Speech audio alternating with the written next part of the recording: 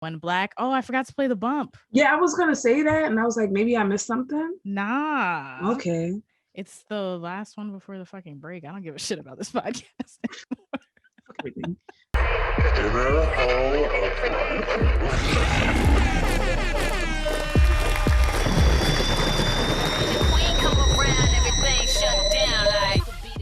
gonna actually change that to make it when the queen come around, because that's the non-binary version of king and queen. Queen.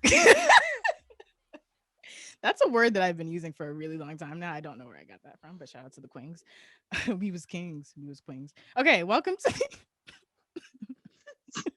Start up an episode like this. You're supposed to be a slow roll in.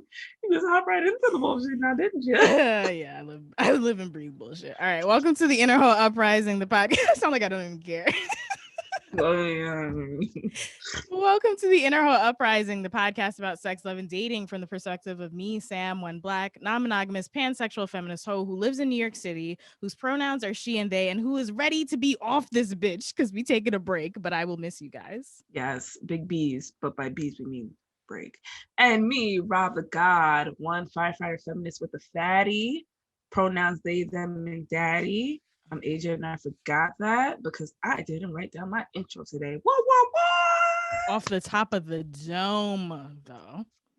That's what we call a freestyle. Yeah. Okay, every episode of the Inner Hoe Uprising works like this. Myself and my lovely rotating co-hosts talk about sex, love, and dating as it pertains to current events in the world, our lives, and yours. And occasionally, we hit you with interviews with insightful folks or do deep dive episodes on a topic of our choice. On today's episode, we're talking about what happens when you don't get sex ed. Spoiler alert, bad things. Or maybe not, because I don't know yet. I haven't many things. Rob knows. Also, queer platonic partnerships and romantic friendships. What the heck are those? Well, we're going to talk about them. What are those? Plus, what are those? Boy, if you don't. Anyway, plus... the Supreme Court ruled on a pretty big case regarding queer couples and their rights to foster. What was the court's decision and what does it mean for the country? We're getting into all that and more coming up. And if you would like to follow along with the conversation had in this podcast on social media, you can do so by using the hashtag #InnerHoeUprising so we can see it, and the hashtag PodIn so other people can see it. And if you would like to follow us on social media, you can do so at Inner Hoe Uprising without the G on Twitter, Inner Hoe Uprising on Instagram and Facebook with the G. And you can join our Facebook group by searching Inner Hoe Uprising Community. That's CUMMUNITY. Ooh, you missed it, didn't you? Come through. I didn't look at you. And head to innerhoeuprising.com to pay a hope. Oh, that's what you meant by you missed it. Yes. Sorry. No, you didn't miss the drop or the not. Anyway, yeah, go ahead. Somewhere Queen Latifah is sitting in a rocking chair. I don't know why she's in a rocking chair, but she's very proud of us. She's a queer aunt. That's what. Exactly. That's where they go. Queen Latifah is the antithesis of Monique, I think. He's like, take your fucking do-rag off. Your Queen fucking Latifah's do-rag like, she's like, put that shit back on, baby. You better walk up the house with that shit. Man. I'll buy you a plane ticket if you wear a do-rag to the airport. If she had a contest. Who got the flyest do-rag? Yeah. Put you in a private jet. All right. If you're on YouTube and you're freaking with the vision and down with the vibes, do us a favor and hit subscribe. If you're supportive of the hoes and want to see our success spike all the way up to the top, do us a favor and click like all the way at the bottom of the video. If you want to keep the conversation going during your time spent, do us a favor and comment with your thoughts and opinions, or just like, I'm here to make the algorithm do things. We appreciate those too. Please, please, please click the like bell. Otherwise, you're going to hell, not the little Nas X hell. Not butt plug hell. Yeah, no, that's a good. It's my favorite of all the hells. Anyway, if you want to pay us to speak at your school or conference about sex positivity, Black feminism, podcasting, or other kinds of topics that we discuss on this here show, whether virtually or safely in person, or if you'd like us to host a consent, pleasure, or dating workshop, whether virtually or safely in person, for your organization, we would love to. So to book us, you can send us a line to ihupodcast@gmail.com. Let's start it off hot, heavy. Here we go. Grandma, yeah. Are you a hoe? You know that thing that maybe it's Jamaicans, I don't know, do when they're like this? I can't do it anymore. Hot walk. But they make that shit snap. Yeah, you make your fingers slap together. Yeah. I haven't done that in so long. I can't do it anymore. Yeah, that just fucked up. But yeah, that's what he's doing when he's like, yeah. He's like, nigga. Anyway, this is Ho of the Week. Hoes of the Week gets Hoes of the Week. Ho of the Week is where we shout out the homies who have supported Inner Ho Uprising in the past week. Hoes of the Week get special nicknames, and the game, if they choose to participate, is to guess the meaning behind their nicknames, and they win love and affection. Well, maybe not affection, but love, definitely. Okay, hosts of the week this week are Pause and Pathos, who upped their pledge on Patreon, and your nickname is Pause and Pathos. Is that you, Rob? Are you secretly donating back into the... I only did that once. You have both Pause and Pathos. I don't know. It's real sus. I'd be more creative. Right? I wouldn't do something that's so obviously that's so obviously you. Pause, Pathos, and firefighting. Huh? Oh, that's not me. What do you mean? We also have our Aria Macabre, who upped her pledge on Patreon. I don't think Aria ever got a nickname, so Aria's official nickname is Resident Demon, which is what she calls herself on our patrons only Slack channel. So shout out to Aria. We also have Bryn D, who became a patron, whose nickname is I might have went on your LinkedIn by accident, and if so, I'm so sorry. If not, just kidding. Haha.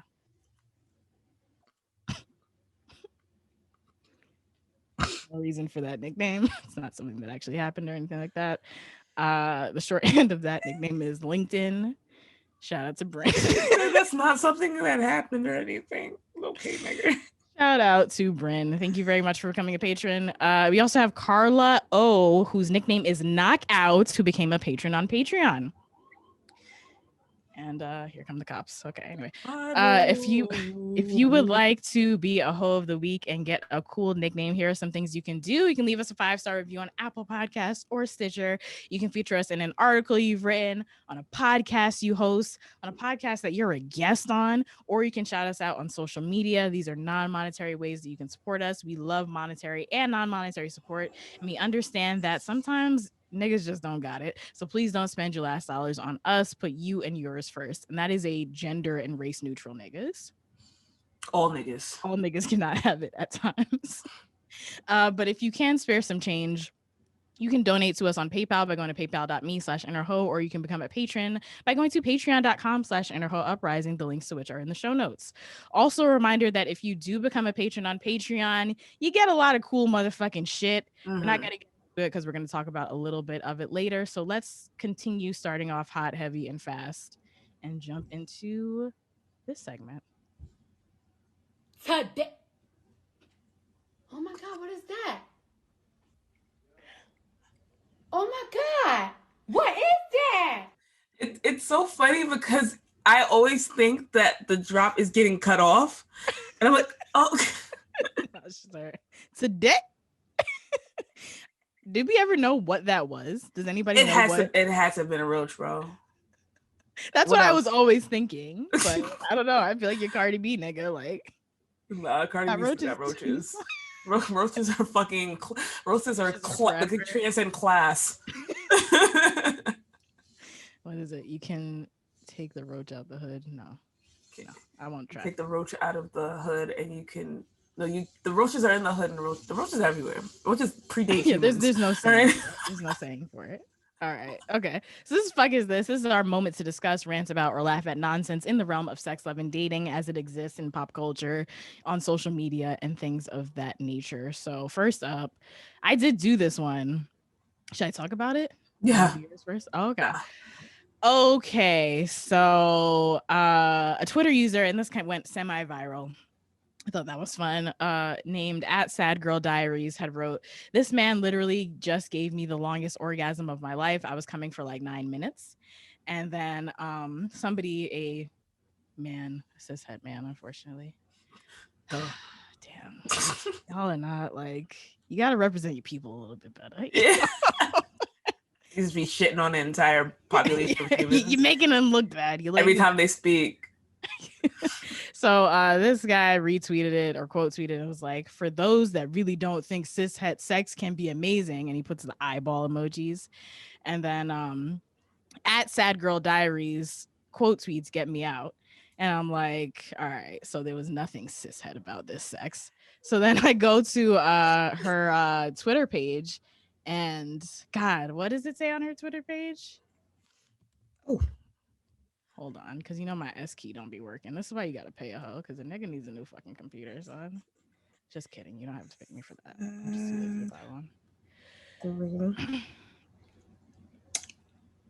On her Twitter page, like, there's like something in her bio that makes this. I think she took everything out of her bio. Oh wait, her Instagram name is Dick Girl Diaries. Yes, there it goes. So her dick name, her Dickstagram name, her Instagram name is Dick Girl Diaries. That is an allusion to the fact that she is a trans woman, presumably with a penis. Not all trans women have penises. Don't ask trans women about their genitals, yada yada yada. But this is the segment for ridiculousness. So it's like this motherfucker was so just confident in the cis heteronormativity that he jumped on a ledge and he was wrong. It's funny because on top of everything, also he assumed that the guy was also was like cis. Fully could have been a trans man. And honestly, like more likely was, you know, like because those niggas give better orgasms than you fucking cis niggas. So how about that? Fuck, that was so funny. And like all the comments are like, wow, that is a brash assumption. Like that is a very strong assumption for you to make. And then when she put get me out, it's like, oh no, like no, you were loud and wrong. And she didn't quote tweet it. She screenshotted it. Yeah, like you will never live this day down, motherfucker. Yeah, it's like, get me out. I know it's a nightmare, sis. Yeah. It's also sad when you're like tweeting for a very specific subset of your Twitter and somehow people from outside of grab a hold of it. Yeah, like, what was he doing? How did he's searching in the tweet box like orgasm men. Like he's trying to like stick it to all feminists out there, like, yeah, niggas do give orgasms. That nigga follows that he follows that hashtag. What? Orgasm men. Anytime somebody tweets some shit like I saw a hashtag today that said masculinity Saturday. That made me uncomfortable. I don't know what that means, and I never want to know what that means. You should have clicked the hashtag. You can do that research, Rob. Maybe. I mean, not now. You said Saturdays? Masculinity. I think it was masculinity Saturday. How do you spell masculinity? Oh, I didn't even have to try. I put mascule and God gave it to me. Oh my God. So you want to hear the top tweet? No, but okay. Okay, I have to tell you. This is from Amerix. It might have been the thing that I saw. Okay, because there's a lot. I think it's just this nigga tweeting. Oh no, it's just this nigga tweeting. He tweeted so much it became trending. It's just literally, it's just the same nigga over and over and oh my God. What is the first thing that the very first thing says men. Good morning. Focus on your life in all caps. Masculinity Saturday. Then the next one says men. This is OD. Fuck is this? Men. I can't emphasize this enough. Women caps need men. Men want women. A need is not a want. It's do or die for women. It is fierce competition for them because they are racing against time. So, bro, focus on your life. This is more important. Masculinity Saturday. All right, just one more. Men. I'm uncomfortable. Stay away from vulgar women. A feminine stay away from vulgar women. Oh, please do. A feminine, respectful woman values what she speaks or writes. Oh my God. Oh no. Oh my God. All right, you ready? You ready? No. I was having a good evening before this, and it's not even Saturday. This is so funny. I can't. A woman. Okay, I can do this. A woman who easily says or writes, "Fuck, vagina, dick," is a no. Vulgar women are damaged women who come with emotional baggage. Focus on your life. This nigga said if you write fuck, vagina, or dick, which is so funny because they're three different. Those are three very different things. Like words. one of them is like your gynecologist will say vagina. your sixth grade health teacher. Vagina it's basically an elbow with an opening. It's just a part of the body, right? So don't you dare talk about your sixth grade health teacher who said vagina. Vulgar. Vulgar woman. So you can't call a body part what it is, but you can't call a body part what it ain't. What about someone who has like a child named Richard and they're calling him Dick for short? Vulgar. You can't name your son Dick. Vulgar. Masculinity Saturdays. I might just follow this hashtag. I think that you should take it over. Like you should make things that are the same, but like more ridiculous. I don't want no parts. I don't want no parts because you know what's gonna happen? Because this nigga has the retweets and the comments. And the niggas who would come for me. Yes, they. Oh my god, they would dox me, bro. I want no for you, and you know it. And local firefighter discovered to be staunch misogynist. Ironically, host a feminist podcast. Niggas gonna align me with these niggas. Like, preach. Fuck out of here. Or they're gonna find out that I'm joking. They're gonna fucking come for my neck. They're gonna go through all of my fucking pictures. Vulgar. Look at this black trans feminist. It's horrible decisions, listeners. That's actually the niggas who made that. They said, okay, let me stop.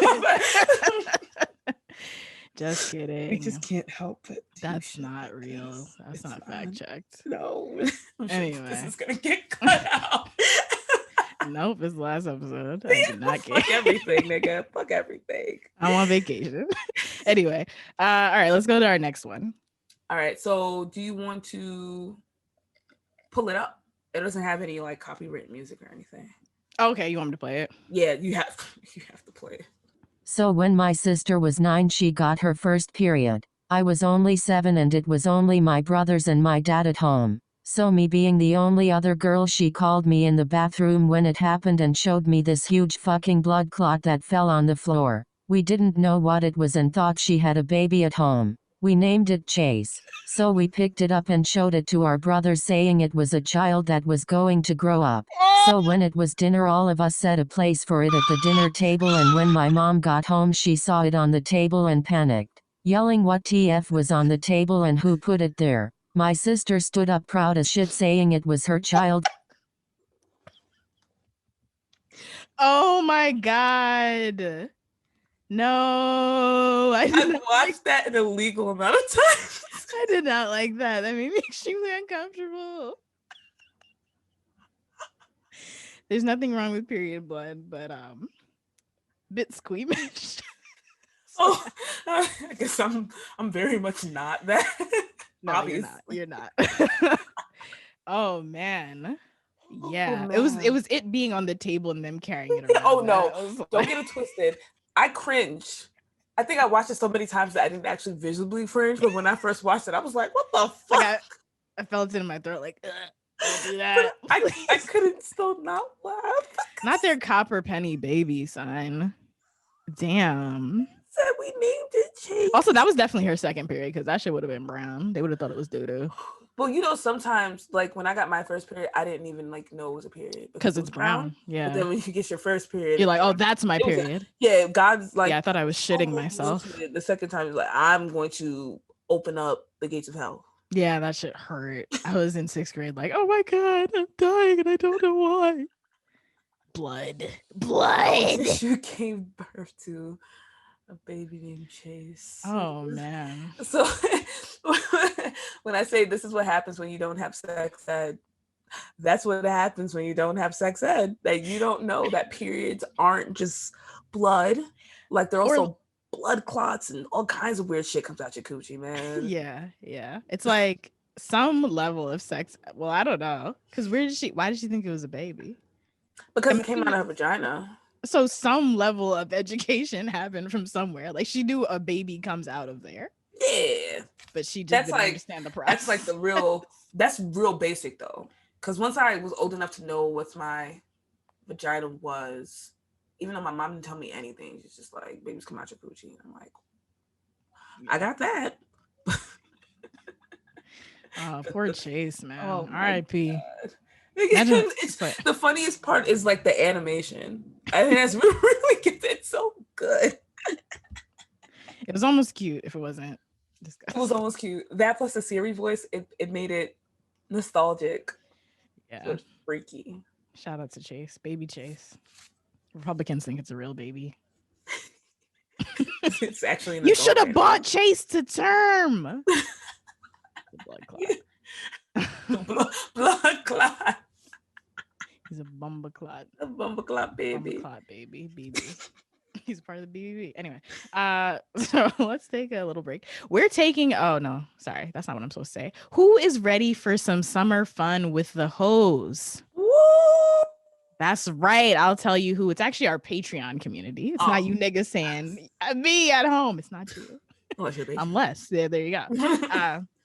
This month is Pride Month, and in honor of that, we will be hosting a weekend outdoor hang with the hoes who are in New York City for all of the Pride shenanigans. It will be Saturday, June 26th, and all 4 fully vaxxed up members of Inner Hoe Uprising will be in attendance. The hang is aptly titled Inner Hoe Uprising's Patreon Pride Picnic. To join, you got to be a patron. I think that's kind of obvious there, but I'll explain more. This event is open to patrons at any tier, and the details and time will be posted on our Patreon.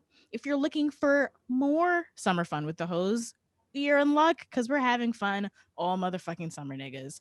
On Wednesday, June 30th, we will be launching Inner Hoe Uprising's The Whorin' 20s Summer 2021 Scavenger Hunt. This is a challenge of who can complete the most hotivities by September. We got hotivities like preparing aphrodisiacs, getting a sneaky link souvenir, and twerking to one of our favorite hoe anthems. Each hotivity adds up to a certain number of points, and by the end of the summer, the hoe with the most points wins a gift box of the most sensual goods. We are still in a pandemic Lovato, and we ask that all folks participating do so with the utmost safety of themselves and others in mind. For the full list of summer scavenger hunt activities and rules, you got to be a patron. Once again, that's the recurring theme here. So make sure you come join our Patreon community by going to patreon.com/innerhoeuprising, in addition to the other goodies we offer, like our chat, our movie nights, our virtual hangouts. And what'd you say? Karaoke. We do it all, and we have a lot of fun. There are rivalries, there are inside jokes. Like, it's a good time. You'll be able to join us for all that and fun and games, and the fun and games of the Patreon Pride Picnic and the Scavenger Hunt. Plus, as I've stated multiple times in this episode, we are taking a break for the summer, and Patreon will be the place to keep up with the hoes. I got hoes. All right, let's get into our next segment. It is fuck that / politics. So let's play the politics drop. I hope this is the right one. Just another smooth exercise in political manipulation, deceit and deception, callousness and indifference to our individual problems, and the disgusting playing of divisive politics. Shout out to our ancestor, Shirley Chisholm, who actually recorded that specifically for this podcast 40 years ago. You thought that she was also running for president, but she also did that for us. So, oh my gosh, please stop. Again, that has not been fact checked. Please do not take that as fact. So this is fuck is this, which is our current events segment in combination with politics, the segment where we talk about legislation or public officials that affect sex and relationships, LGBTQ folks, and or sex workers. We're talking about a couple of things that are in that scope on today's segment. So this episode, as I've mentioned 5 times now, is the last episode before we go on break. So I figured we would do some updates on stories that we talked about this past season. So first up, we got the story of the case of Chrystul Kizer. So if they're unfamiliar with that, Chrystul Kizer is a Black 20-year-old survivor of sexual violence currently facing criminal prosecution for actions taken in self-defense against her abuser and sex trafficker. We spoke about her on last year. We spoke about her last year in our episodes "Don't Sleep on Politics" and "Dismantle Your Fat Phobia Right the Fuck Now." Both great episodes. I recommend you listen to both episodes. But long story short, as it pertains to Chrystul Kizer, in 2018, the then 17-year-old Chrystul Kizer was alleged to have killed her abuser and sex trafficker, 34-year-old Randall Philip Volar III, in Kenosha, Wisconsin. In February 2008. So the backstory to that: in February 2018, 34-year-old man named Randall Philip Volar, his home was raided because a 15-year-old called the cops and said that he was abusing her sexually and I think drugging her. After the raid, it was discovered that he had a shitload of homemade videos of child pornography of himself and underage Black girls. Despite this, he remained free. So a few months later, then Chrystul Kizer, one of the girls being trafficked by Volar, is alleged to have killed him. Her attorneys tried to defend her using a state law intended to help sex trafficking victims accused of crimes. That defense is called affirmative defense in that state. In 2019, Kenosha, Wisconsin judge David Wilk ruled that, in his view, Kaiser did not have access to the affirmative defense. So Crystal's attorneys appealed to a higher court in December 2019 after Wilk's decision came down, and they had been waiting for the decision all this time. So the decision has come finally, like a year and a half later, and they have ruled that Chrystul can use the yeah, okay. So the decision came down and they won the appeal, basically. So I'm going to read a quote from Washington Post. And I'm going to also link that article in the show notes, but it says the law known as affirmative defense will give Kaiser, now 20, a chance to present evidence to a Kenosha judge and possibly a jury that her actions were a quote unquote direct result of the trafficking she experienced. If successful, she could be acquitted of some or all of the charges against her rather than face a mandatory life sentence. And it could break legal ground for trafficking victims accused of crimes. No trial is currently scheduled. The article goes on to read the proceedings could be further delayed if prosecutors decide to appeal the new ruling to Wisconsin Supreme Court. So if they appeal the appeal, and that process could take a year or more. Luckily, though, and we talked about this late last year, after George Floyd was killed and people were donating to a lot of Black causes. Thankfully, some money went over to the folks who are supporting Chrystul Kizer, and they were able to pay her bail. So she's not like languishing in a jail cell right now. So she will be at home while she waits for that process, or whenever the jury hearing is scheduled. So I'm going to link to this article in the show notes, and I'm also going to link to our previous coverage of Chrystul Kizer's case in the show notes. Also, shout out to Instagram user who I couldn't find, but who actually updated me about this because I didn't even know that this had happened. So thank you for keeping us in the loop, folks. Any thoughts about that, Rob? I'm happy that there's a step. Yeah. The justice system is so fucking unforgiving, but it's like there's something. So at least there's hope. And I mean, yeah, this story doesn't get as much coverage as it got in the beginning. Because I still haven't seen anything floating around about that. So thank you for the update, for reals. Yeah. For sure. So next up, we're going to continue this segment with the fact that the Supreme Court ruled on a pretty big case regarding queer couples and their rights to foster. What was the court's decision and what does it mean for the country? Find out after this. All right, y'all. It's a hot human summer. Not humans on fire, but just like the gender neutral version of Meg Thee Stallion's Hot Girl Summer. Anyway, and you don't want to spend your good hoe time whipping up elaborate meals to sustain yourself. You're not trying to do that. However, yeah, boo, we hate that. Unless you like to do that, in which case, please continue. However, it is also quite expensive outside these days. As someone who has now ventured outside, the fuck is going on out there? We don't want to blow all of our money on takeout. What's the solution? I'll tell you, it's Green Chef. Green Chef is the #1 meal kit for eating well. Green Chef lets you choose from a wide array of easy to follow recipes perfect for keto, paleo, and plant-powered diets, and just like I'm just trying to eat food kind of diets, or even if you just want to eat in a more balanced way kind of diets. Green Chef's expert chefs design flavorful recipes that go way beyond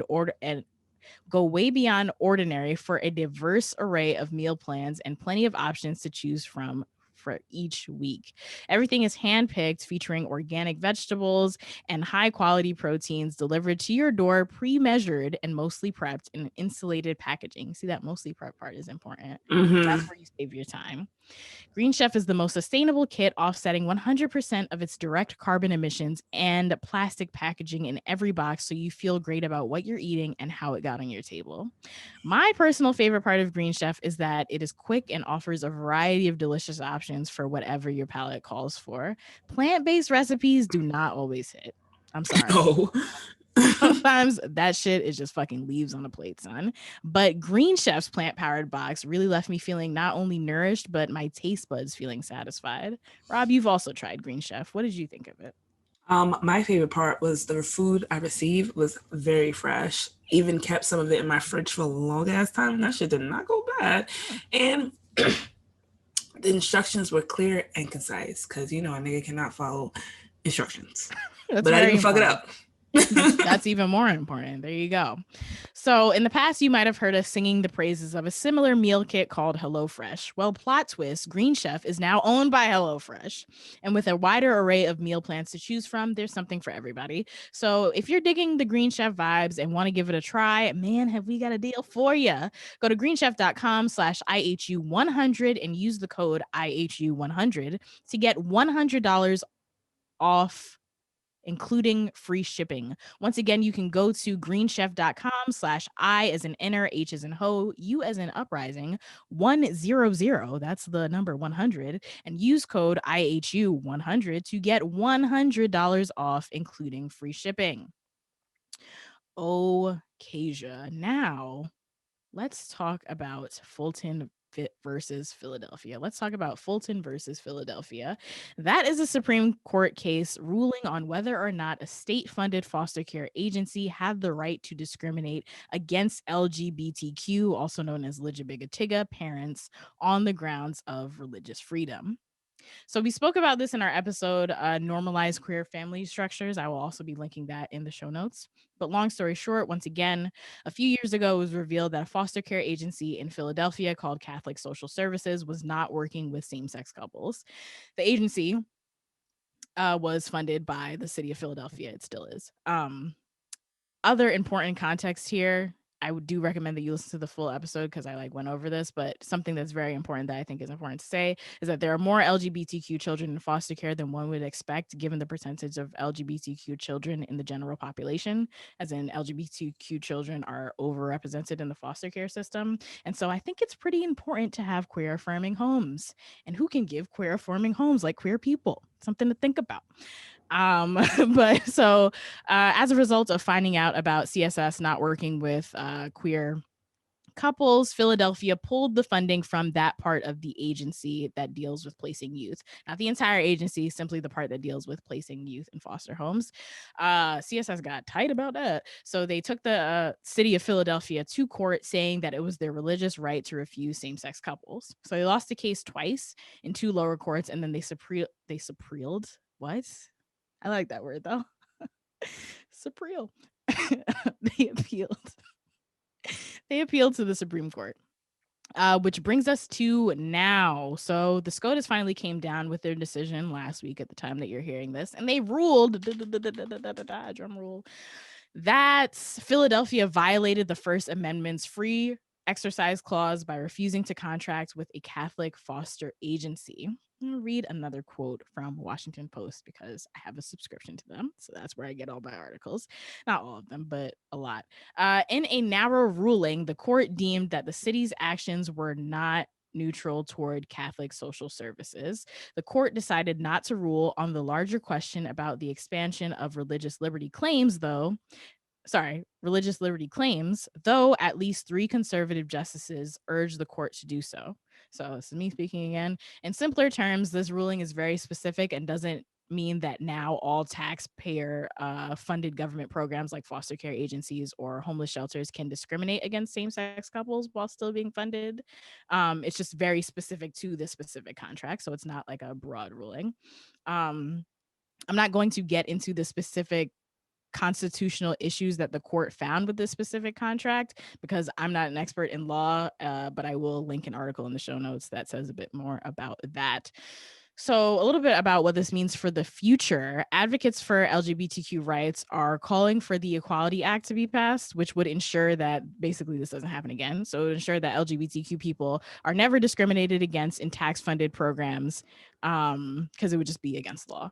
So, we wouldn't have to keep reviewing this. And also, if that was passed, we wouldn't have to wait for another case like this to come to the Supreme Court, where the court could easily rule in favor of that being legal, since it is a very conservative court right now. On the flip side, advocates of discriminating against LGBTQ people under the guise of religious freedom are obviously very happy to hear this ruling, but feel that it was a missed opportunity to basically make federally funded discrimination legal. So I personally would not be shocked if another case of this nature is pushed up to the Supreme Court. So keep your eyes peeled, your ears open, your fingers for braille handy, and all those kinds of things. Any thoughts about that, Rob? It's just like, it doesn't make a lot of sense that, I mean, again, the justice system is all fucked up, quite literally. So I'm not surprised though, honestly, but I am happy that it was kind of like a one-off decision and that it wasn't like a thing that went into play for everybody who was trying to do some wild shit like this. Which is very wild to place religious connotations on something as serious as a child's life. Because that shit could be literally the difference between life and death being placed in a home that is affirming of you and who you are. It literally can be life and death, as we talked about multiple times on this show. Suicide rates for trans kids, for example, are extremely high if you compare that to other folks in general population. Yeah, I personally was very surprised that it was unanimous. Especially having like listened to the court hearing, it didn't seem like the more liberal judges were going to go in that direction. So I'm assuming it is like literally because of some constitutional issues in the contract, but I like don't understand that. Yeah, like that's it's literally quite literally the wording of some things. Like it wasn't even anything like, oh, like we feel like this isn't right. It's like, you know, literally the way that we interpret law, this wasn't done properly kind of set up. Yeah, exactly. It might have something to do, I don't know, like with the fact that they were already contracted before Philadelphia found out. And that might not have actually been written in the contract. Yeah. But I don't know. Yeah, I don't know. We're not lawyers. Not fact checked. Yeah, we are not lawyers or judges. Just a jury. Yeah, we're not judges of law, but I'll be a judge of that twerk contest though. Okay. And that girl was fluent when I did that too. All right, next up, and this will be the last next up, I promise. I know next ups are annoying, but next up, what the freak are queer platonic relationships and platonic spouses? What is that? First, we got to get back to hot human summer up in here. That's the recurring theme. In addition to it being a hot human summer, we also want it to be a healthy human summer, to the best of our abilities, of course. And luckily, we have just the thing that can help you out when it comes to the healthy tip. It's called Care Of, and it's a line of vitamins and supplements that are specifically tailored to you based on your needs, goals, and desires. All of Care Of's products are formulated with good-for-you ingredients that are backed by science. Care Of is super transparent about the research and sourcing behind each of their products, and your recommendations come in daily, individually wrapped packets that are perfect for getting back into or starting a routine. I love an individually wrapped packet. I love something that helps me along in my routine, you know? I like separation of things that make sense in my brain and stuff like that. So A very cool thing about Care Of is that they offer a free in-depth online quiz that asks you questions about your diet, your lifestyle, and your health concerns to help address some of your specific wellness goals. Care Of's holistic online quiz is like getting a one-on-one consultation with a nutritionist without leaving your house. Who wants to do that unless it's to do hot human summer things, you know? You can get a personally tailored approach to your unique health needs, and you can retake the quiz at any time as your goals or needs change. You can follow Care Of's expert recommendations or adjust your pack at any time, What you get is totally up to you. So I recently took Care Of's quiz, and I really appreciated not only how concise, but also how thorough it was. They asked me about what I desire from a wellness routine, and I was able to answer with things like muscle recovery and stress reduction. Like, I was getting real specific up in there. And at the end, I had a list of supplements, all designed to better support me in those areas that I could easily purchase right after taking the quiz. Talk about efficiency. If adding to your wellness routine is something you're interested in doing, once again, we got an offer for you. We're just offering things on this episode. For 50% off your first Care Of order, you can go to for 50% off of your first order, you can go to takecareof.com, not to be confused with Drake's album. I'm sorry. Anyway, you can go to takecareof.com and enter code IHU50. Once again, for 50% off your first order of Care Of, you can go to takecareof.com and enter IHU50. That link will be in the show notes. Okay, let us get into another segment. Segments on segments, nigga. It's segments on segments. All right. I shine bright in all my different colors, colors. We shine bright in all our different colors. Thou doth shine bright, and thou'st and thoomst different colors. All right. This is our topic of the day, where we deep dive into a topic as it pertains to sex, love, and or dating, and sometimes other shit.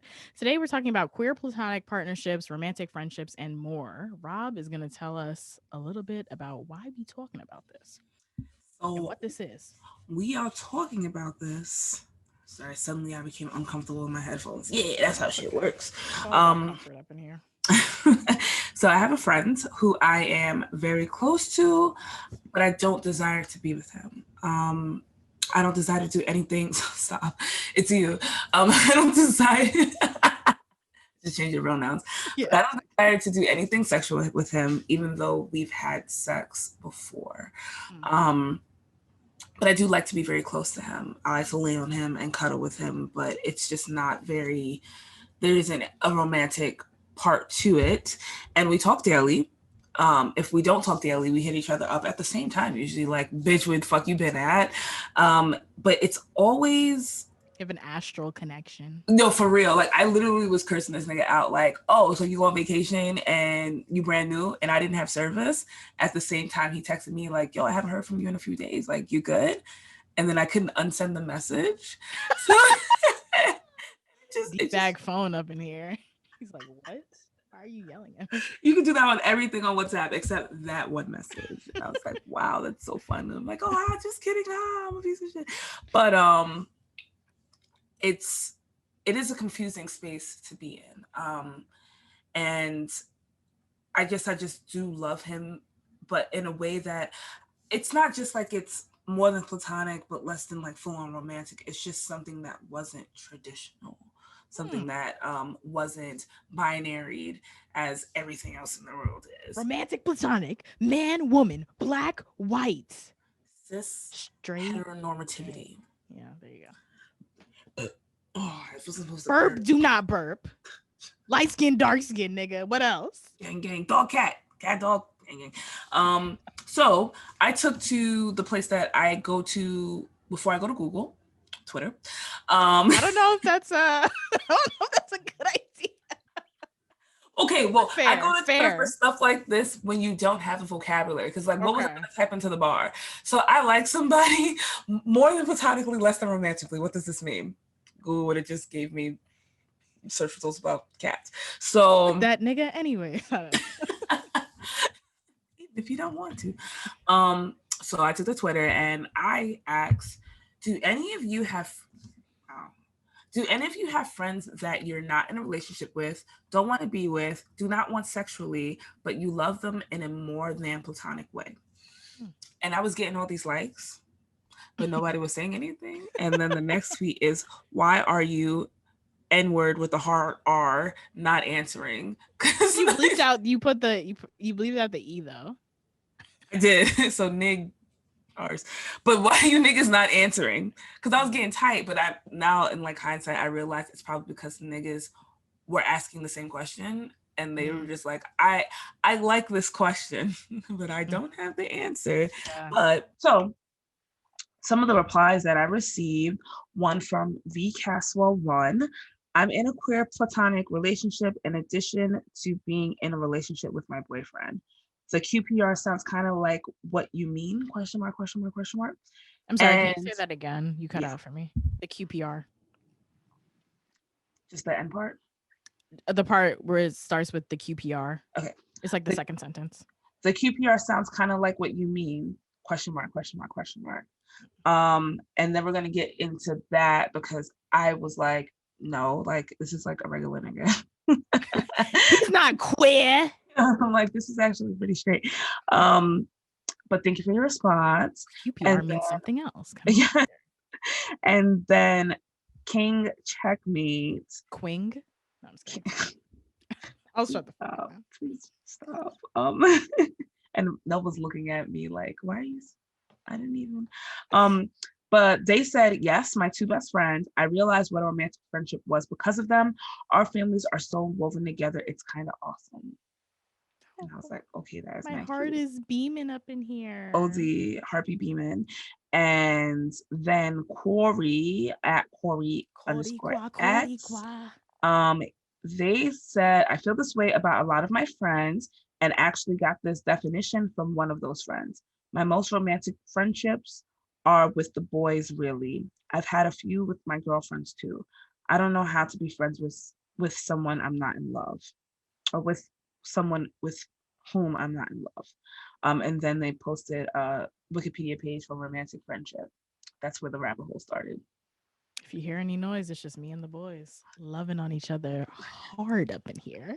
I really love the tweets where it's just like two niggas being like mad affectionate, but it's like straight, and it's like, why can't y'all niggas be more like this? And then lastly, Rose Clip Art Clit is there. So that's the perfect ad, Rose. Thank you. I love it. They said, yes, my sweetest friend and I have decided that we're basically going to be life partners in the sense that we trust each other's judgment to make life choices. Like we're going to co-parent our kids together one day. We're moving in together in a few months and I can't wait. And that shit is like, I'm crying up in here, son. Like, I'm not actually crying, but obviously internally. Niggas putting crying emojis, but yeah, it's this emoji. They look like right now, but smiling like you fucking lying ass bitch. Excuse me. So after I saw all these tweets, and I hit up Sam like, I want to do an episode about this thing. They did say that, yes. I went on some Ligibigatigga wiki, and I got some definitions. So just to be clear, because I actually need to be clear for myself, because once you start throwing these terms together, as you'll see, it gets a little bit confusing. Yeah. So platonic is defined as relationship marked by the absence of romance or sex. Mm-hmm. So me and Sam are platonic, even though we have a more than platonic relationship when it comes to Sam's feet. I was gonna say Rob loves my feet. Is that still your Twitter header? Yes. It's been like that for a long time, huh? As it should, nigga. Maybe I should make that my Twitter header. If you guys go to my page, it's just a picture of me smiling, holding Sam's very, very small foot. And it's so fucking I do have a quite compact foot. It's so cute. But your sock matched my hair. That's why it makes it extra cute. It did. What a good day. Anyway, romantic relationship is defined, or romantic is defined as conducive or characterized by the expression of love. I feel like that one is not It's That's not what I as- thought it was gonna be. Exactly, right? Like that's what begins to blur the lines of like what a romantic relationship is, right? Because it is not the antonym to platonic. Like I thought it would be. Like platonic, absence of sex, or romance, and then you would think that romantic would be like the presence of sex. But then also when you talk about spec people and sex doesn't actually have to be a part of romance, blah, blah, blah. Anywho, And when you say aspec, you mean asexuality spectrum. yes, asexuality spectrum, the thing that I am on. Yes. What? Not my gang, but just gang in general. The gang. So a queer, a queer platonic relationship, according to LGBTQ Wiki, Did you is say wiggy? that wasn't supposed to happen, but it did, and I fuck with it. You fuck with it, right? Wikipedia. Wiki. It's just Wiggers. It's Eminem, fucking Vanilla Ice. What's his name? Jack Harlow. Anyway. Paul Wall. I don't know if I can consider that nigga a wigger. I think he's just really wild and like that.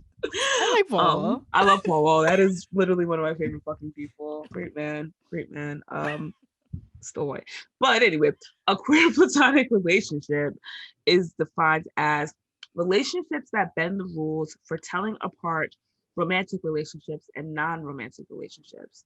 So when me and Sam, or when Sam and I rather, were going through these definitions on our episode powwow, because when I said queer, we were talking about it, blah, blah, blah. We also thought like queer as in gay.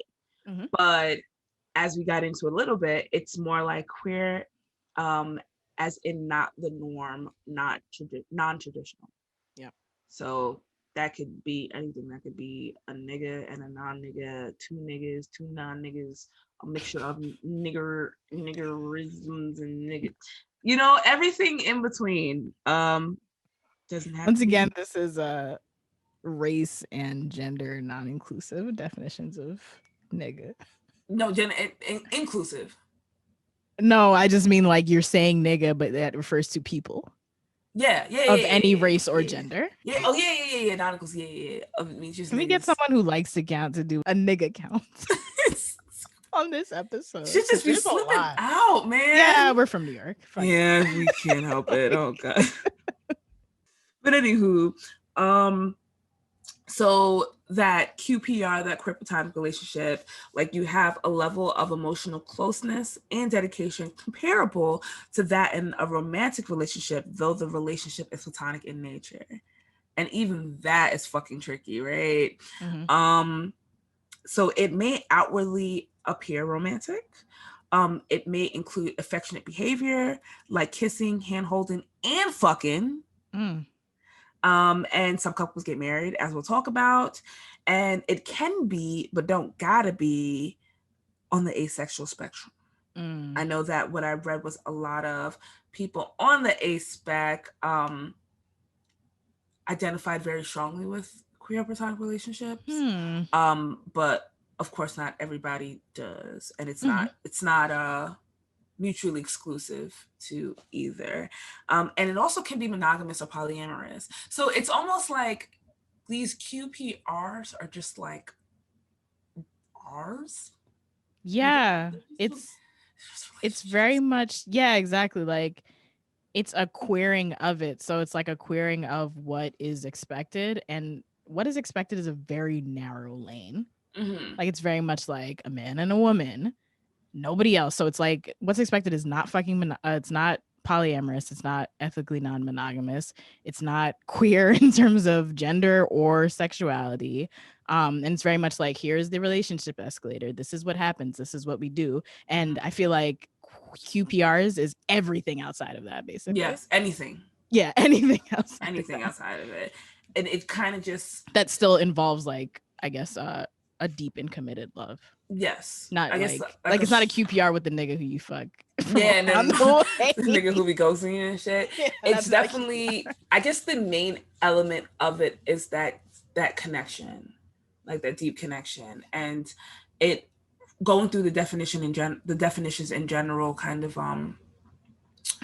reminds me, what are you laughing at? It got the meme where it's like, what doesn't have a title doesn't need to be defined or something like that. You know those memes? Ah, damn. It is essentially like what people call the side chick meme. Or the I'm not wifed up meme, like what doesn't have a title doesn't what's understood doesn't need to be explained. That's what it is. And that's what this is? Yeah, but like I feel like what's understood doesn't need to be explained gets a lot of fucking flack, and I always thought that was kind of fucked up because those are still real relationships that absolutely. I guess like to a certain extent, this relationship that I'm talking about is kind of like that. This nigga's OD married. I guess that's the whole point, right? This nigga's OD married with like a wife and 2 kids. But it's not like that isn't like a factor. Like it's not like that's something that we don't acknowledge or whatever. But that is not what makes me not fuck with him in a romantic way, because I totally like helped him cheat on his wife with me. So that's not it in that sense. It's just how it would be, and I think it would be like that regardless of whether or not he had a partner. I have a question. Yes. Feel free to not answer. Okay. Do you think that? Sorry, let me actually not assume that many things. Does his wife know that happened? No. Okay. You have to ask because sometimes we know. No, sometimes, but no, I don't. I'm like 99% sure she doesn't. Does she know who you are? I don't know. Okay, so like my question was going to be like, if she knew, would she consider that emotional cheating? I don't know. I don't know. I think that depends on the definition of new. Like new as in know how we interact, like went through this nigga's phone, 100%. But new as in him verbally explaining the dynamic nature, the dynamic, the nature of our relationship, I don't think so. But I think that it would be construed as emotional cheating more so because I only sent a naked picture one time. It was 100% by accident. I was like, holy fucking shit. And I was like, it's too late. I'm not going to unsend it now. But I just gotta unsee my asshole earlier. That's my titties. But I was like, these are really nice anyway. I was like, fuck it. He's like, it's nothing that I've never seen before. I'm like, yeah, but it's been like 2 years. But just the fact that I send so many pictures, but I also send these same pictures to all of my friends. So, but I think that can be construed as something more than what it is. So I'll send a picture, I'll be like, okay, and tell me that my hair looks good. The fuck? Nigga, that's what you're here for. But I guess that's just very dependent. And I guess that also depends on what their relationship dynamic is like. Yeah, for sure. And what their parameters around, I guess, what relationships are in general, I guess that can vary. Because if like, I feel like if someone's relationship parameters, not saying that theirs are, just in general, are very much like, this is just like the cishet norm. Like the cishet norm, like y'all know what I'm talking about. Like if you go up to somebody and you're like, oh, hey, this is my friend. We're in a queer platonic relationship, despite that we're married or whatever. And this is a love that isn't quite sexual, but is deeper than your typical platonic love. Like I feel like somebody would be like, nigga, if you don't block that nigga number right the fuck now. The fuck is this? Yeah. The fuck is this? I mean, it's like going through these definitions just it reminded me that we have these labels, like, I guess when I was in high school, I call it like a label, but I wouldn't say it's a label. It's more like a term. And we have these terms not to necessarily kind of box in certain behaviors, certain feelings, certain existences, but just because it's easier to find community resources when you have a name for something. For sure. But also, I still can't say that what I have for him or with him rather is this thing. Okay. Because there's so much to it, and I think that it would be I mean, I don't feel like it now, and I don't think there's a fucking point to really sit down and try to dissect it because I've never mentioned it to him, and it's just fine the way that it is. But I think that there could be more, or there definitely could not be more to it. Okay. It's a lot going on. But anywho, get to this article with niggas who are actually down with the shits. Baby, are you down? Who's that? Jay Scott? J Rock? No, it's not J Rock. Sorry. Is that the one that's like, oh, even when the sky is falling? That's a good question. I have no idea. Never heard it on my phone. Jay Sean. I think the all the other names fit just as well. So whatever.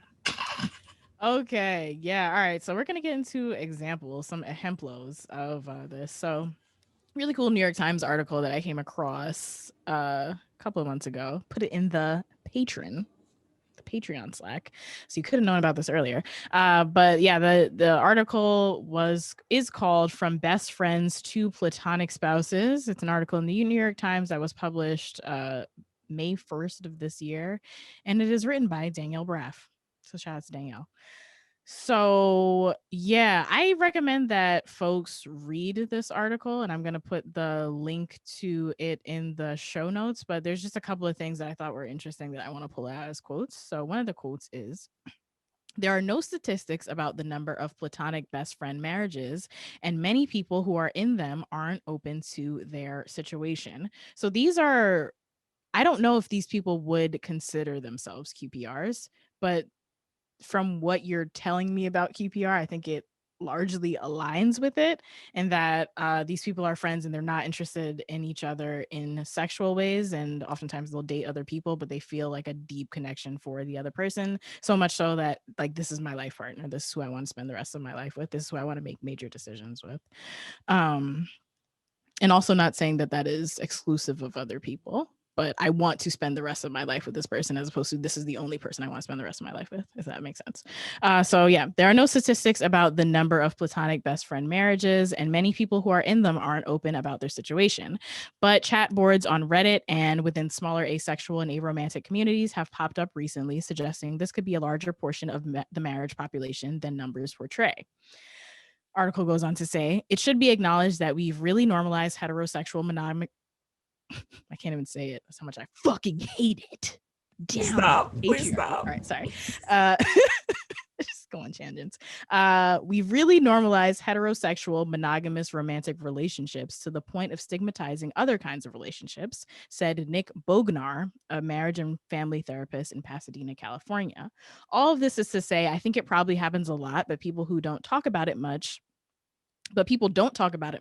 because their relationships are invalidated by others when they're seen as not being a part of the norm. Any thoughts about that? Yes. For me, it seems as if people definitely end up in sexless marriages, and their relationships align more with QPRs, but yeah, because it's not a thing that is spoken about, obviously, because I never even heard the term.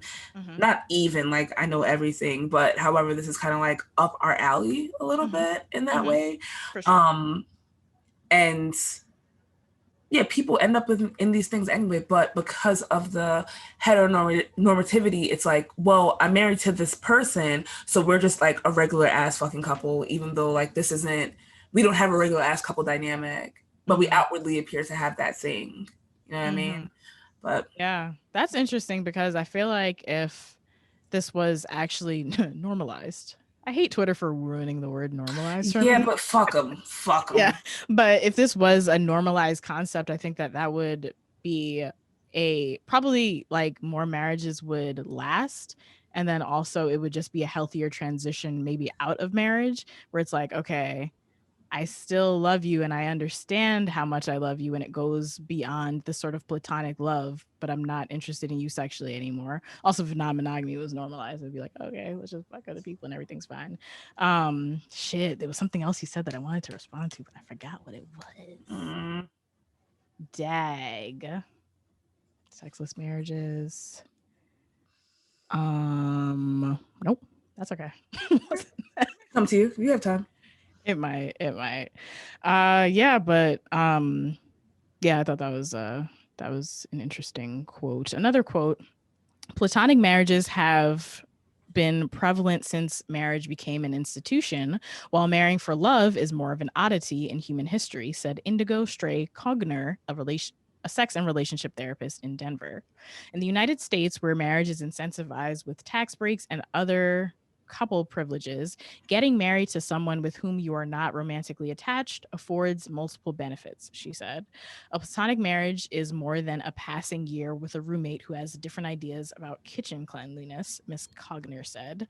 A platonic marriage is a deep bond and a lifelong commitment to a nesting partner you build a shared life with. Any thoughts about that? No. You're nodding your I had them, and the way that shit came out of your head, that shit flew right out of my fucking I don't know head. why that's happening. Because it's fucking 9:53 on a Monday. What do you mean? What kind of question is that? Yeah. Damn, I had something so good. Give me just 1 second. Maybe if I look at the fucking document, it'll come out. You said, oh yes. I was gonna say, in other countries, such as countries with arranged marriages. Mm-hmm. Right, those niggas like 99% of the time do not be in fucking love. You've seen all the fucking movies, but their parents arranged them because of the benefits of it, whether that's transcending socioeconomic status, or it's kind of usually it, but it's seemed as definitely a more of a business kind of transaction, to make one or both of their lives enriched outside of love. And it just seems like that in a lot of the countries that I've been to, that people would get married and then they may fall in love after, or they may not. But they do not mind living with each other, and they have a strong friendship bond, and then they have babies for legacy purposes.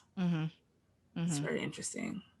Yeah, something that's interesting about all of this in general is kind of like, once again, the queering of it and how it just like, well, you said the soup blurs the lines and just creates this nebulous nature of what relationships can be, you know? And I think that I just feel like the box and the relationship escalator ruins relationships, or ruins potential relationships, or ruins like possibilities. Like, what if you do want to marry your best friend or whatever, but like your mom or whoever is like, nigga, you got to get fucking married, and like now you've just killed you've killed what could have been a great life partnership for something you didn't even really want. Yeah, I don't know.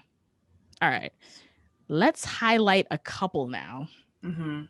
So we are highlighting Kima Barton and Danae Brown of Columbus, who are both pansexual and have a similar platonic marriage, as someone mentioned earlier in the article. These people are being highlighted because they are two Black women, and we do love to see it.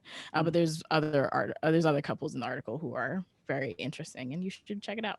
So Kima and Danae have been best friends for 7 years. Each has 2 children from previous relationships. In October 2020, just before Miss Brown had her second child, the friends decided to get married and make all of their life decisions together. They're in the process of buying a house and getting a joint bank account.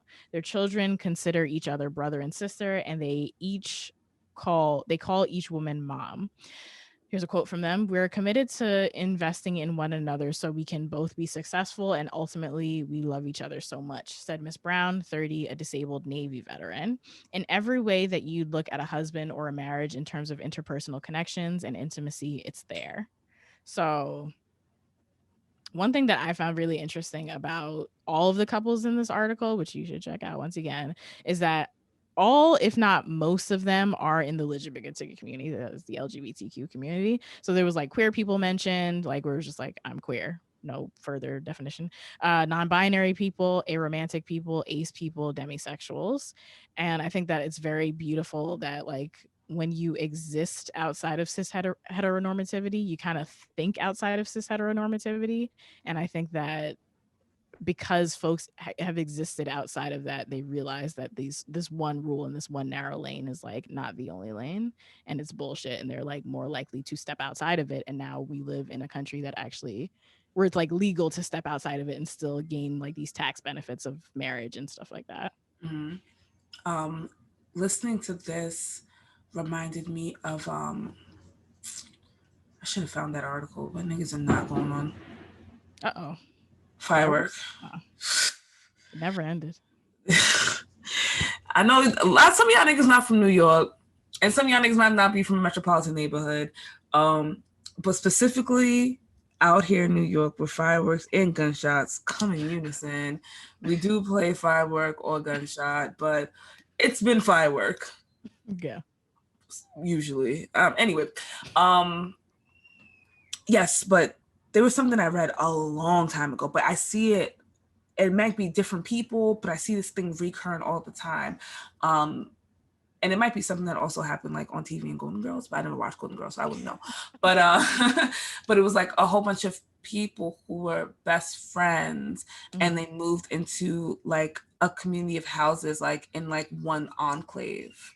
Oh, cute. And I think they were maybe not elderly, but senior. Do you hear that child screaming? I do hear that child. They're screaming. in another house. It's a loud scream. Fuck, bro. Kids do be playing, though. They be doing it loud as fuck. Yeah, but I think they were senior, but I think the premise of it was that they just wanted to live out the remainder of their lives, like with people that they loved. Yeah. And it's and like, why shouldn't they? Right? Like, why would you want to, like, if you had the choice, why would you want to be in a alone? place where you didn't have people? Because it's gay to do so. I'm gonna find that fucking Your husband article. died, you live your rest of your life alone. Right? Don't move in with Brenda. never hang out with people again. Never have a hug again.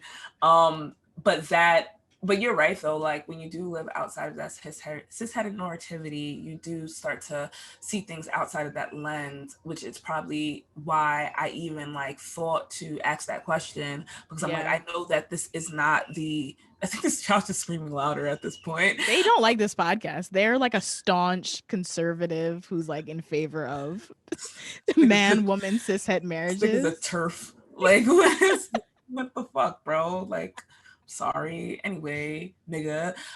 But yeah, that's probably why I even asked this question, because I'm like, oh, this just isn't a thing that is the thing. And I have people on my Twitter who are of different nature like but I like it. And I also don't think that just because I found this word and these things doesn't mean that I have to necessarily try to define all the relationships I've ever had.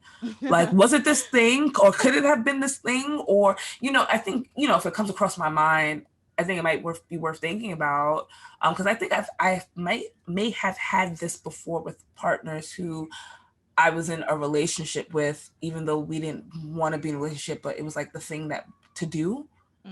Like we were dating, we were kind of cohabitating, we were kind of having sex, that's tea, but we were never like together. But even then, there was a moment of like cheating in it, but it wasn't like the typical cheating. It was like lying by omission. And so it was a lot like going on, but even in a relationship that could be queer platonic, you can still have elements of like, I guess, infidelity, but more in a not being honest about things that are happening way, especially when it can affect the other person's health kind of stuff. But we out here learning, man.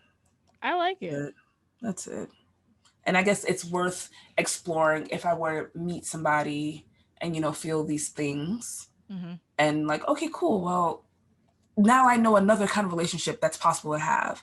Before it's like, okay, cool. I want a romantic relationship, but I don't want to be in a monogamous relationship with you. I don't want to be exclusive with you, or I want to be exclusive with you, or, all these little different things. I want to be polyamorous with you, but now it's like, cool, I like you in this way, and I think I just want to have a queer platonic relationship with you, or a romantic, or not platonic partnership with you, or something like that. And And it also made me kind of think about like my friends, because one term that they use, I don't know if they use it in this article, there's another article in New York Post where they use the term life partner. And I used to say that about one of my friends. And I think that I really did feel that way at one point in time. But I think also in the way that you go through the woes of relationships where you realize you don't want to be with somebody. I think you also, of course, feel like that about something like this, have a life partner and think that you want to spend your life with them and find out that, nah, maybe I don't want to do that. And I think maybe sometimes that's why certain best friend breakups hurt so much, because they are like legitimate breakups. There's somebody you thought you would spend the rest of your life with, even if it's not in like a fucking way or like together way, but in a way that I couldn't see my life without you, and now I have to. That shit do be hurting though. It do be fucking hurting, bitch. But you know, niggas be growing up, kids be screaming. It is what it is. Yeah. Do you want to talk about anything else on this subject? I mean, we could talk about Will and Grace. We could, but I didn't watch an episode. Okay, so I didn't. All right, so I'll just go into it real fast, because I knew you didn't, especially because I didn't remind you. But I didn't watch an episode because if I were to watch an episode, it would have had to been one that focused on Karen and Jake. And by the way, Will and Grace is like a early 2000s like sitcom that was on like channel fucking 11 or some shit. About it was ABC or NBC. It might have been. You know what? I don't know. I was like fucking 7, but it was basically about the two main characters was a straight woman, right? Cis woman, and then a gay cis man. And then the two supporting characters, which were like kind of like the comedic relief. Yeah, they were comedic relief, and it also like kind of like a mirror of them, because it was like a gay dude, but the other person wasn't quite straight or whatever. But anywho, so there's Karen. Actually, it's a very fitting name for her, and Jake. And Jake is a more feminine gay man as opposed to Will, and Karen is a very I don't know, man. She's just red queer and red dom. Like dom, like I will fucking like, or in red, also red sex worker.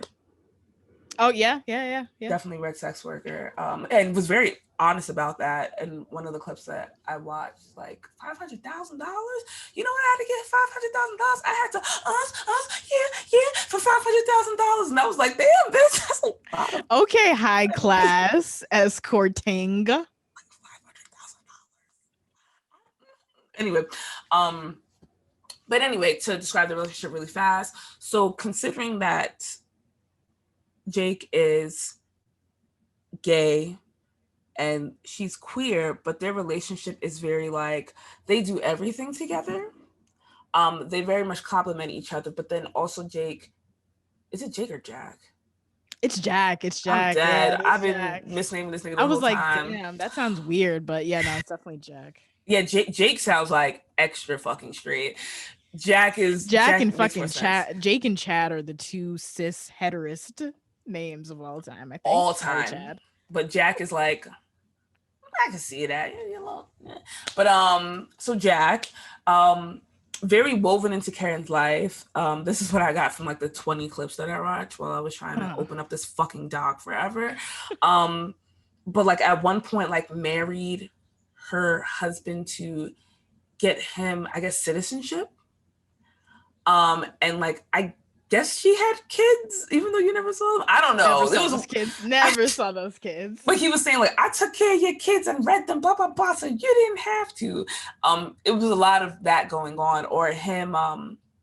Damn, I should have played the ass to media bump. This is an ass media. In OD, this part is an ass media part, because it's OD ass media. But then there was like one clip where he wanted money from her, and he's like, oh, daddy needs to go to the ATM, and had a debit card and was like swiping it between her boobs, and she's like, decline, accepted, and then gave him like cash. I have like, vague memories of that as a child, but that was me just like being gay, I think. It was like you wanted to, because Karen had great New York interesting boobs. Great New York boobs. Oh my god, she was pretty hot, and I don't know if it's because she was like hot or if she was just like hot, like demeanor wise. Combination of both. Yeah, combination. Yeah, definitely combination of both. She had big ass head though. I like that shit. But yeah, their relationship, like they were very like reliant on each other to survive. Mm-hmm. And so when me and Sam were talking about, Sam and I, whatever, y'all niggas know what I'm talking about. When me and Sam were talking about examples of these relationships, that was the only thing that came to our mind was these niggas. There were like other things, but we're like, nah. But these niggas, but then on top of that, like think about it. This is two queer people. So it just kind of makes sense. We out here just queering it up, man. Yeah. Shout out to my mom's favorite show, Will and Grace. Mad cute. That's why your mom was so fucking popping. Because that was not why my parents' are you favorite so show. Open-minded? Like, I watch Will and Grace. It's all Will and Grace. Yeah. Grew up with mad gay people. Watch Will and Grace. That's it. I watched Will and Grace in the confines of my bedroom because my dad was not with the shits. However, my dad homosexuality now, on TV. but he loves Modern Family now, and those some gay niggas. Yeah. But he loves that show. He eats it right up. So niggas grow. They sure do. Growing, though. Even Caribbean dads grow. So there's hope for everyone. Yeah. Thank you for that mini ass media on Will and Grace. You know what? I'm gonna somehow insert that in there. Or maybe not. I don't know. It depends on how complicated I want the edit to be. But yeah. And also, it's like it's the last episode. So. Yeah, fuck them. Fuck them. That's why. Well, we hoped you enjoyed our conversation about queer platonic relationships, romantic partnership. No. Shit, let me scroll back up because go to the top, nigga. It's so hard to remember these words. Queer platonic partnerships and romantic friendships. Because yeah, I thought it was interesting. So I hope y'all niggas thought it was interesting too. And if you have more examples of this and things like that, please write into ihupodcast@gmail.com. We would love to hear about it. Definitely. Big finale. That's it for this season of Inner Ho Uprising. If the work we've been putting out consistently for the past 6 months or 5 years, either or, has made you laugh, helped you learn something, made you feel good, made you question yourself in a good way, or positively moved you in any motherfucking sense, I'm actually going to demand this time that you leave us a rating and review on Apple Podcasts and or Stitcher. Let everyone you know that you love these hoes. Love us out loud. We appreciate all of you, though. Okay. Anyway, and sorry, I just got so wrapped up and tapped in this fucking screen, but I want y'all niggas to feel me hitting their forehead. A lot of pantomiming. I mean, I just want niggas to make sure that they, review us on Apple Podcasts or Stitcher, because that shit is so fucking important. Yes. If you did not know. But if you would like to follow us on social media so you can keep up with our shenanigans during the break, and if you do not subscribe to our Patreon, I'm sure you see a lot of pictures of us having a lot of fun and drinking a lot of alcoholic and non-alcoholic bevs. Yes. So you can do so by going to Inner Ho Uprising without the G on Twitter, Inner Ho Uprising with the G on Instagram and Facebook. And you can join our Facebook group by searching Inner Ho Uprising Community. That's spelled CUMMUNITY. Had to do it one time for the one time. I mean, bitch, I'm just saying. And you can head to InnerHoUprising.com to pay a hoe. And to buy merchandise. Animals do be gay, though. You can rock that on your chest. Inner Ho Uprising. I made that. Rob did make that. I had so much fun, so you have to buy it because that shit is so fucking cute. Yeah, we have such cute merch. Oh my god, yes, I'm so happy. Yes, I'm stop sucking my own dick. Link to the merch will be in the show notes. Do you want to do the sponsor one more time? You got to do your social. No, you do the sponsor at the very end. Bitch, then skip the whole thing. Oh, because it doesn't say that. Oh, so you expected me to assume that I was gonna have to do okay, say less, Samantha. It's always been this way. I know. I'm sorry. I'm new here. It's my first time. But if you'd like to follow me, Rob the God, you can do so at Smokin' Pippin on Instagram, the_body on Twitter.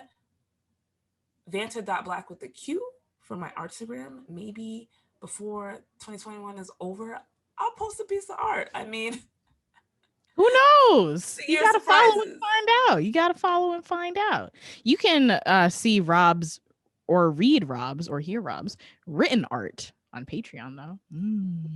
You sure can. You sure can. Yeah. You can follow me on SlamRid. Yes, I have my own social media website. It's called SlamRid.